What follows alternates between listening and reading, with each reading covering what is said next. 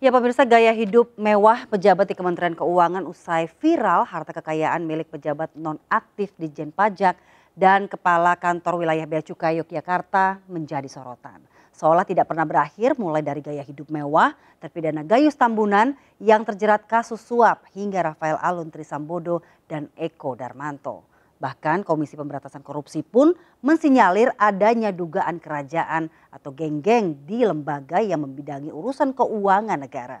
Benarkah kasus yang baru terungkap karena viral ini seperti fenomena gunung es? Kita langsung saja berbincang dengan anggota Komisi 11 DPR RI dari fraksi Gerindra, Kamrus Samad. Selamat sore.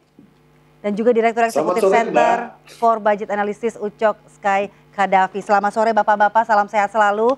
Saya mungkin ke Pak. Sehat terus. Ya, saya ke Pak Kamrus Samad terlebih dahulu. Pak, Anda sebagai anggota Dewan nih Pak, bagaimana tanggapan Anda melihat gaya hidup mewah para pejabat? Ini sah-sah aja nggak sih sebenarnya selama mereka bayar pajak dan selama itu hartanya tuh harta mereka, benar? Mbak, tentu kita semuanya ikut prihatin ya apa yang tengah terjadi di Direktorat Jenderal Perpajakan karena salah satu institusi strategis, salah satu pilar utama dalam pembangunan nasional kita yaitu menyangkut penerimaan negara yang dipercayakan kepada DJP dan ini kemudian mendapatkan sorotan yang sangat tajam dari masyarakat. Dan kehidupan mewah yang disampaikan tadi tentu tidaklah pantas, tidaklah tepat di tengah keadaan ekonomi masyarakat masih dalam keadaan pemulihan. Bahkan angka kemiskinan kita akhir-akhir ini menurut BPS di kuartal ketiga tahun 2022 justru mengalami peningkatan, pengangguran juga belum signifikan mengalami penurunan dan tentu ini menjadi perhatian kita. Kemudian ini juga menyangkut kepercayaan wajib pajak terhadap institusi perpajakan kita. Karena itu inti dari semua ini kita ingin juga mendengarkan penjelasan secara resmi dari Dirjen Pajak sejauh mana sebetulnya reformasi perpajakan yang telah dicanangkan di dalam kurun waktu 10-15 tahun terakhir. Sehingga terutama reformasi perpajakan di bidang SDM. Ya, governance-nya, akuntabilitasnya, dan seterusnya selain penataan kelembagaan, organisasi, penguatan infrastruktur, dan seterusnya, infrastruktur layanan tentunya, tetapi yang ingin kita tahu adalah sejauh mana kesiapan SDM kita di tengah kehidupan kita yang semakin terbuka dalam hal keterbukaan, kejujuran mereka, dan juga pola hidup atau culture yang sepatutnya tidak dilakukan di tengah-tengah masyarakat yang masih banyak sekali kesulitan hidup. Yang kedua, saya juga ingin menyampaikan bahwa dalam 1 minggu atau bahkan 10 hari terakhir ini telah banyak tindakan yang sudah dilakukan, ya, mulai dari pihak Kementerian Keuangan maupun juga dari pihak penegak hukum yang sudah TSK dan seterusnya. Kemudian yang bersangkutan ayah daripada ini juga telah mengundurkan diri dan tengah menjalani pemeriksaan baik oleh pemeriksa internal, pemerintah, Inspektorat Jenderal di Kemenkyu maupun oleh aparat hukum. Jadi kita masih akan terus mengawasi, memantau dan juga menunggu hasil. Utamanya dari kami sebagai mitra Kementerian Keuangan, kita ingin mendengarkan penjelasan hasil pemeriksaan internal pemerintah dari Inspektorat Jenderal yang sebetulnya dia memiliki tupoksi mengawasi, mengaudit, mereview kebijakan, program, penggunaan anggaran, bahkan perilaku dari seluruh aparat yang ada di jajaran Kemenkyu, bukan cuma Direktorat Jenderal Perpajakan.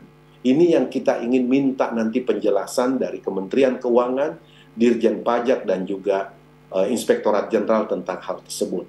Begitu, Mbak. Baik, kalau dari Kamrus Samad ini ya Pak Ucok, bahwa mungkin waktunya atau momennya tidak tepat begitu ya melihat kondisi ekonomi saat ini yang kurang begitu baik. Dan sudah menjadi rahasia umum sepertinya gaya hidup mewah pejabat di Kementerian Keuangan. Bagaimana tanggapan Anda Pak Ucok?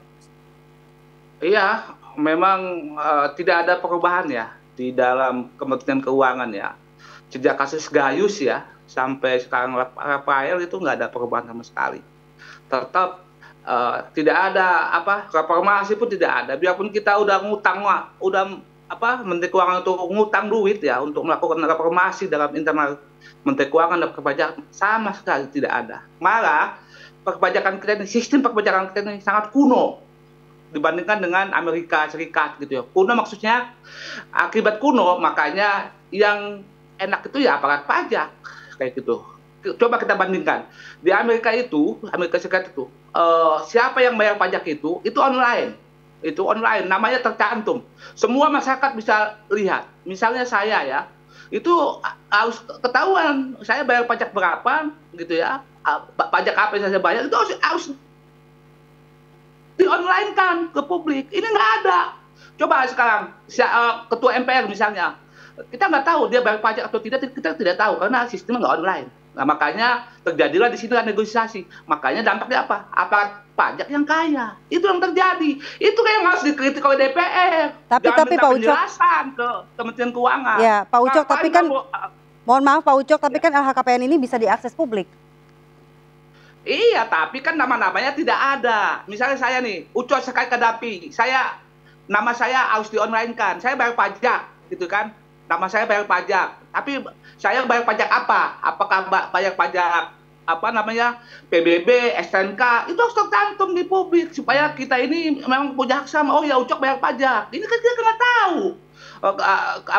Pejabat kita, pengusaha kita bayar pajak enggak? Berapa bayar pajak? Pajak apa yang dia bayar? Nggak ada yang tahu. Makanya yang enak aparat pajak bisa negosiasi kayak gitu. Itu yang harus dirombak itu sebetulnya. Itu artinya apa? Artinya Dirjen Pajak itu harus dipisahkan dengan Menteri Keuangan. Karena Menteri Keuangan itu adalah bendahara negara, gitu kan? Dirjen Pajak penerimaan negara. Kamu bandingkan Menteri Keuangan, di situ ada yang namanya penerimaan negara, ada bendahara negara. Itu namanya korup Menteri Keuangan itu. Di situ ada penerimaan, ada yang namanya pengeluaran. Nggak ada yang namanya satu-satu di Indonesia itu lembaga yang mengeluarkan dan menerima. Hanya Menteri Keuangan. Makanya korup Menteri Keuangan itu kayak gitu. Makanya coba menteri yang lain itu hanya pengeluaran semua, belanja semua. Ini Menteri Keuangan ini belanja penerimaan, makanya korup, makanya pantas. Dari Gayus sampai sekarang itu nggak bisa dirombak, nggak bisa diperbaiki mentalnya aparat pajak itu. Termasuk tuh Menteri Keuangan itu tuh harus mundurkan diri itu, nggak benar itu udah kayak gitu. Tanggapan Anda, Mas Kamrus, bahwa Kementerian Keuangan harus dipisah dengan Direktorat Pajak?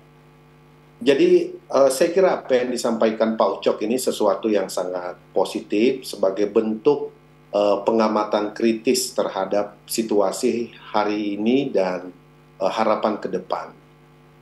Memang diskursus beberapa waktu yang lalu sebelum kita menetapkan undang HPP, di beberapa tempat berapa kali muncul pandangan-pandangan perlunya institusi perpajakan itu berdiri sendiri, memiliki badan, lembaga tersendiri dan bertanggung jawab langsung di bawah presiden misalnya, dan fokus pada penerimaan negara. Sehingga akuntabilitas penerimaan negara betul-betul bisa berada di satu pintu dan bisa dikontrol, diketahui oleh publik. Itu juga memang pernah menjadi diskusi yang sangat serius di parlemen.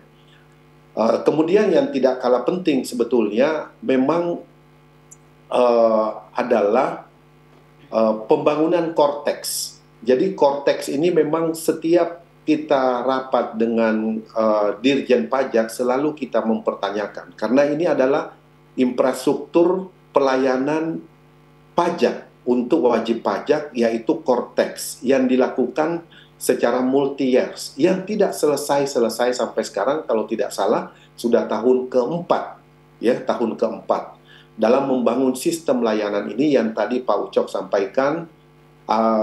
Kita tidak bisa mengetahui siapa atau publik belum bisa mengetahui siapa yang sudah membayar pajak, siapa yang belum, kecuali petugas pajak itu sendiri yang bisa mengetahui dan wajib pajaknya. Nah, korteks ini tentu kita mengharapkan bisa memberikan satu kualitas layanan yang lebih akuntabel, dan itu yang memang belum selesai, Mbak.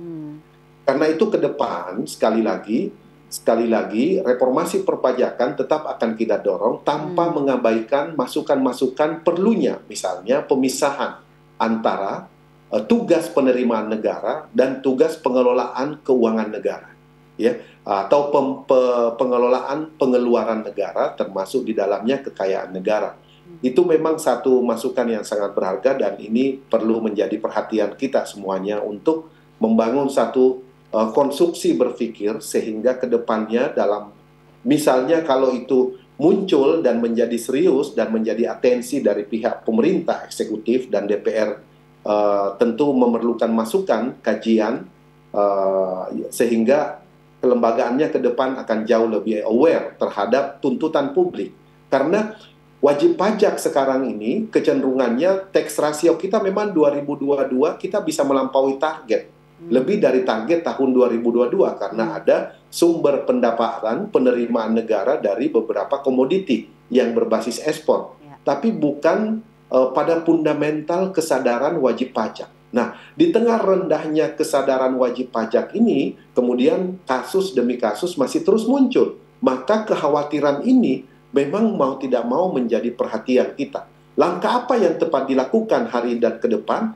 Ya, memang menurut saya yang dievaluasi bukan hanya pada level eselon 3, tetapi juga eselon 2 dan eselon 1. Ini memang juga harus dievaluasi secara sungguh-sungguh, karena ini adalah satu sistem, satu kesatuan yang tidak terpisahkan. Kalau di Rafael itu eselon 3, maka pasti berada di KPP Jakarta Selatan 2, maka ada kanwilnya, kemudian ada direktur, ada dirjennya, dan seterusnya, sampai tingkat Kementerian Keuangan. Ini memang kita memerlukan banyak sekali tindakan nyata, konkret, dan cepat. Karena kalau kepercayaan wajib pajak ini turun, bahkan hilang, bahaya sekali buat pembangunan nasional kita. Kita sumbernya dari mana kalau bukan dari pajak, bea cukai, bea ekspor, bea impor, dan seterusnya. Itu kekuatan utama kita dalam mendorong pembangunan nasional dari segi sumber penerimaan negara. Nah, penggalian sumber-sumber potensi penerimaan negara juga dalam 5 tahun terakhir ini memang tidak begitu banyak. Tidak begitu banyak sumber-sumber baru yang karena kebijakan khusus misalnya sehingga penerimaan negara menjadi meningkat. Nah, yang ada adalah adanya tadi itu blessing tahun lalu, kemudian harga komoditi ekspor kita naik sehingga penerimaan negara juga naik, surplus atau melebihi daripada target. Pak Kamrus, tapi kan berkaca pada kasus mantan Dirjen Pajak Hadi Purnomo, Pak, justru dia menang gugatan di pra-peradilan. Tapi tanggapan Anda dijawab nanti ya, Pak ya. Kami akan segera kembali pemirsa setelah jeda berikut. Tetaplah bersama kami di MNP Now.